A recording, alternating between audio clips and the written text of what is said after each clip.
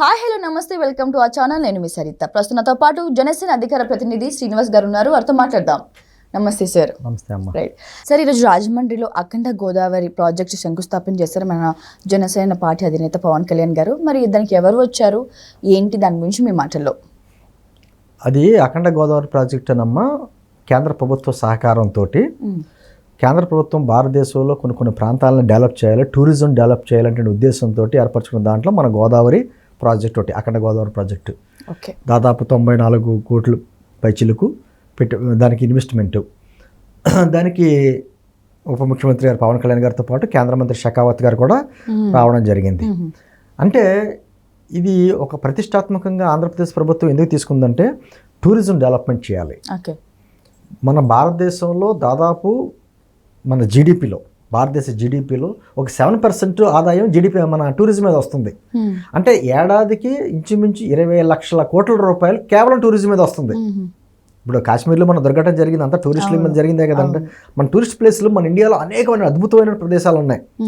అవి నదులు కావచ్చు, గుళ్ళు కావచ్చు, చారిత్రాత్మక ప్లేసులు కావచ్చు, ఫోర్ట్స్ అనేకమైనటువంటి ఉన్నాయి. అదే సందర్భంలో ఆంధ్రప్రదేశ్లో కూడా అద్భుతమైనటువంటి దాదాపు 1000 కిలోమీటర్ల తీర ప్రాంతం మనకు ఉంది.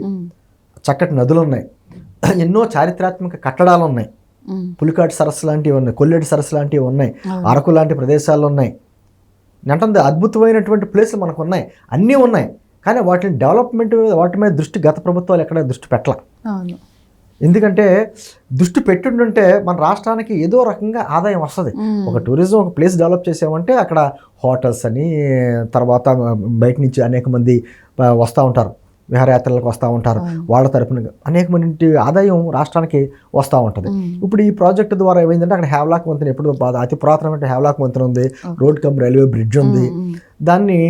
దాంతోపాటు గోదావరి మధ్యలోనే ఒక ఐలాండ్ లాంటి ప్లేస్లు ఉన్నాయి.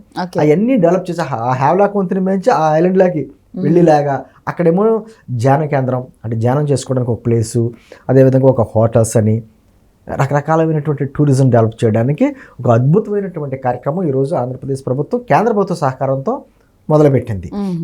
అంటే గోదావరి పుష్కరాలు వస్తున్నాయి.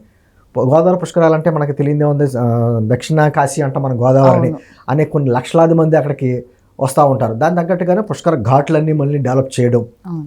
అంటే ప్రత్యేకించి కేంద్ర ప్రభుత్వం దృష్టి పెట్టింది అనుకోండి. ఇప్పుడు రైల్వేస్ కొన్ని రైల్వే స్టేషన్లు కేంద్ర ప్రభుత్వం ఏం చేస్తుంది, డెవలప్ చేసే కార్యక్రమం చేస్తుంది. మనకి అక్కడ సూళ్ళూరుపేట కావచ్చు, ఇక్కడ హైదరాబాద్ కావచ్చు, ఇలా కొన్ని చోట్ల సికింద్రాబాద్ రైల్వే స్టేషన్ అయ్యాయి. అలా కొన్ని ప్లేసులు ఇండియాలో ఉన్నటువంటి ప్లేసెస్ సెలెక్ట్ చేసుకుని ఆ ప్రాంతాలను డెవలప్ చేసుకుంటే టూరిస్టులు పెరుగుతారు. దానివల్ల ఆయా రాష్ట్ర ప్రభుత్వాలకి, అదేవిధంగా కేంద్ర ప్రభుత్వానికి కూడా ఒక ఆదాయం అనేక రూపాయల్లో వస్తూ ఉంటుంది. అంటే ఆ ఉద్దేశంతో ఇది తీసుకుంటూ వచ్చారు.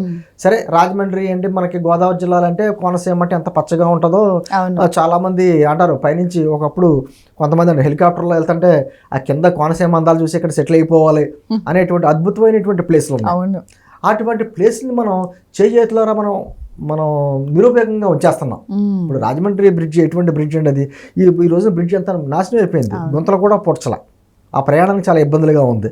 ఇంకా కాటన్ బ్రిడ్జ్ ఎంత పెద్ద పేరు ఆయనకి, ధవళేశ్వరం దగ్గర కట్టిన బ్రిడ్జ్లు నీ అంటే అనేక అద్భుతమైనటువంటి. అందులోని రాజమండ్రి అనేటప్పటికి ఏమవుతుందంటే దాన్ని రాజమహేంద్రవరం అని మన ఇంచుమించు ఆంధ్రప్రదేశ్లోనే ఓల్డెస్ట్ సిటీ, చాలా పురాతనమైనటువంటి సిటీ, ఎంతో ప్రసిద్ధమైనటువంటి సిటీ.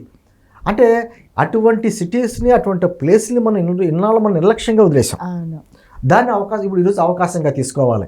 అంటే ఆంధ్రప్రదేశ్ ప్రభుత్వం మనకు ఆదాయం వచ్చే మార్గాలని ఏదైనా డెవలప్మెంట్ ఎందుకు వస్తుందమ్మా? ఇప్పుడు అక్కడ 99 కోట్లతోటే మనం మనం అక్కడ గోదావరి ప్రాజెక్ట్ చేస్తున్నాం. దానివల్ల రాజమండ్రి చుట్టుపక్కల ఎన్ని హోటల్స్ వస్తాయి, ఎంతమందికి ప్రత్యక్షంగా పరోక్షంగా ఉపాధి కలుగుద్ది అనే చిన్న కారు డ్రైవర్ల దగ్గర నుంచి మన టూరిజం అంటుంటారు, వాళ్ళు ఏమంటారో టూరిజం చూపించే వాళ్ళు కావచ్చు, ఎవరినైనా కావచ్చు.